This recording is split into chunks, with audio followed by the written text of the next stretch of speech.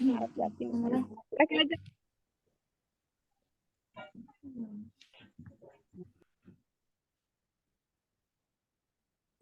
Baik, terima kasih atas kesempatan yang diberikan kepada saya. Perkenalkan, nama saya Putu Dian Widiasih dengan NIM 221705123 dan rekan saya. Perkenalkan, nama saya Nyonya Devi Serinate dengan NIM 22170512229.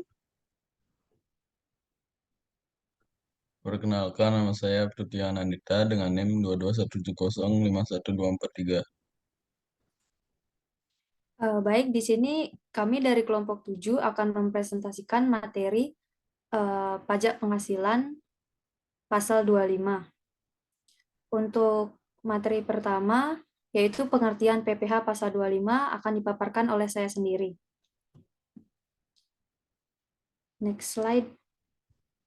Jadi, pajak penghasilan atau PPh pasal 25 atau yang lebih dikenal dengan PPh badan adalah pajak yang dikenakan terhadap sekumpulan orang atau modal yang merupakan kesatuan baik melakukan usaha maupun yang tidak melakukan usaha, yang meliputi perseroan terbatas atau PT, perseroan komanditer atau CV, dan perseroan lainnya.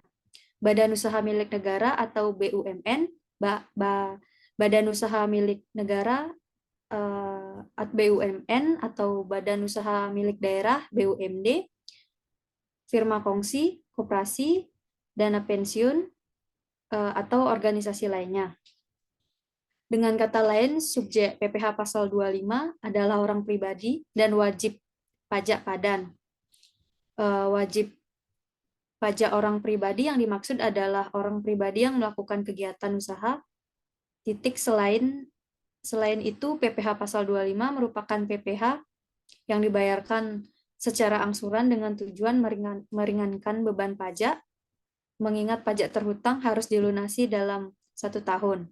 PPh pasal 25 ini harus dilakukan sendiri dan tidak dapat diwakilkan. Next slide.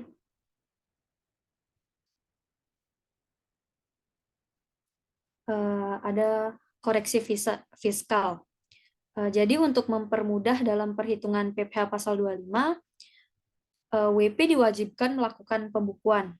Pembukuan tersebut disusun berdasarkan yang telah ditetapkan berdasarkan peraturan perpajakan.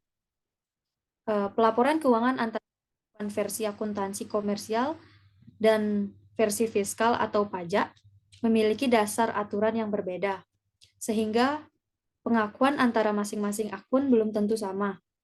Rekonsiliasi fiskal adalah proses penyesuaian atas laporan keuangan akuntansi terhadap laporan keuangan fiskal. Penyebab dilakukannya koreksi fiskal adalah karena adanya beda tetap atau permanent difference dan adanya beda waktu, time difference. Sekian pemaparan materi dari saya. Untuk materi selanjutnya akan dilanjutkan oleh rekan saya. Terima kasih. Next slide.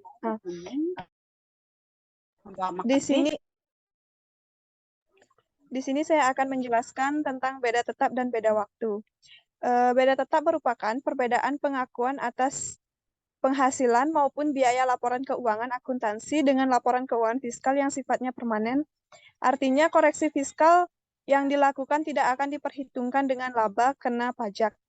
Dengan kata lain, akun penghasilan maupun biaya yang disajikan dalam laporan keuangan akuntansi belum tentu diakui dalam laporan keuangan fiskal. Adapun contoh beda tetap.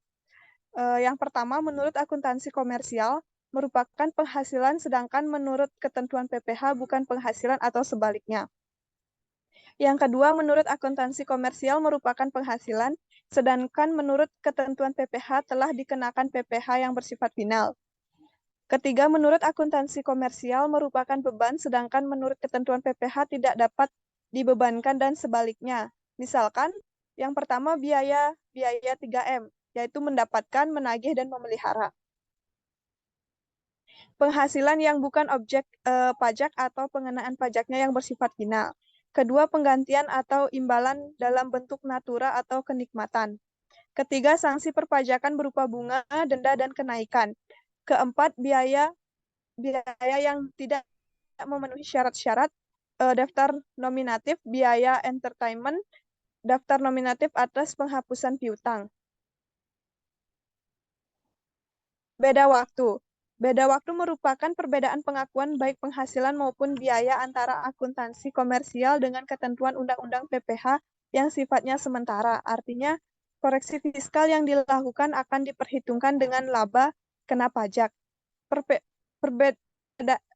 Perbedaan metode yang digunakan antara akuntansi komersial dengan ketentuan fiskal, misalkan yang pertama metode penyusutan, yang kedua metode penilaian persediaan, ketiga penyisihan piutang tak tertagih, dan keempat rugi laba selisih kurs.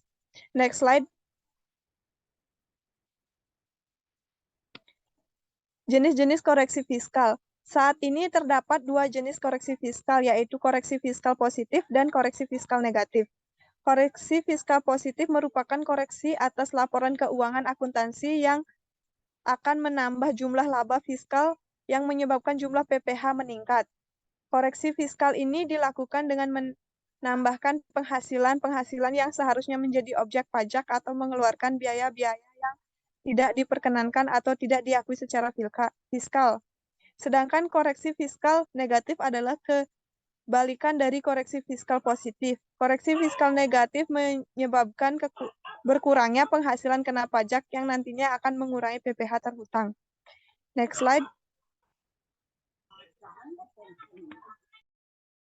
Objek PPH pasal 25. Adapun jenis penghasilan yang menjadi objek PPH pasal 25 adalah sebagai berikut. Yang pertama, penghasilan dari pekerjaan atau jasa yang diterima atau diperoleh termasuk gaji, upah, tunjangan, honorium, komisi, bonus, gratifikasi, uang pensiun, imbalan dalam bentuk lainnya kecuali ditentukan lain dalam undang-undang. Yang kedua, hadiah dari undian atau pekerjaan atau kegiatan dan penghargaan. Ketiga, laba usaha. Keempat, keuntungan karena penjualan atau karena pengalihan harta.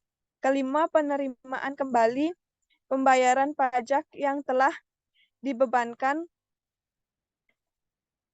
sebagai biaya dan pembayaran tambahan pengembalian pajak. Yang keenam, bunga termasuk premium, diskon, dan imbalan karena jaminan pengembalian utang. Ketujuh, dividen. Kedelapan, royalti. Yang kesembilan, sewa dan penghasilan lain sehubungan dengan penggunaan harta. Kesepuluh, penerimaan atau perolehan pembayaran berkala. Ke-11, keuntungan karena pembebasan utang, kecuali sampai dengan jumlah tertentu yang ditetapkan dengan peraturan pemerintah. Materi selanjutnya akan dijelaskan oleh teman saya.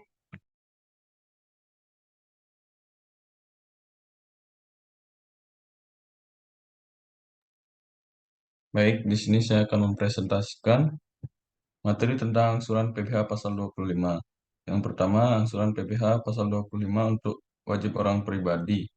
Untuk meringankan beban pajak tertuang pada akhir bulan apabila bukan termasuk wajib pajak yang menggunakan tarif PPh final berdasarkan Peraturan Perpajakan 23 tahun 2018 maupun bukan yang termasuk orang pribadi pengusaha tertentu diwajibkan melakukan pengangsuran PPh pasal 25 setiap bulan. Besarnya angsuran PPh pasal 25 secara umum, penghasilan itu setahun dikali tarif umum setelah sebelumnya dikurangi dengan penghasilan tidak kena pajak, kemudian dibagi 12. Angsuran PPh pasal 25 untuk wajib pajak badan.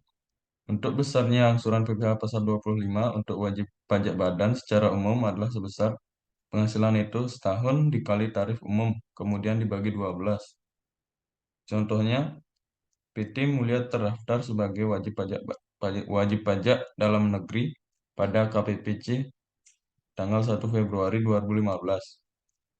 Peredaran bruto setahun lebih dari 50 miliar rupiah. Penghasilan itu atau laba fiskal dapat dihitung berdasarkan pembukuan sebesar 120 juta rupiah dalam setahun.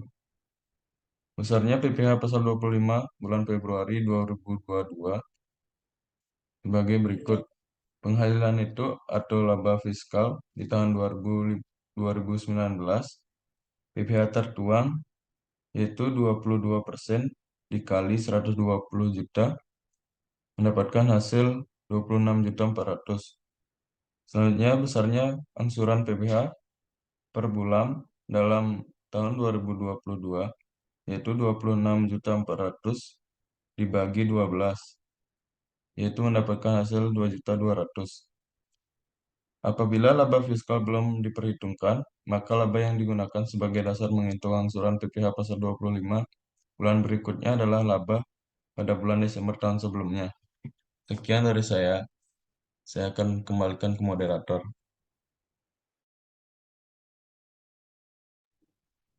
Baik, terima kasih atas pemaparan materinya.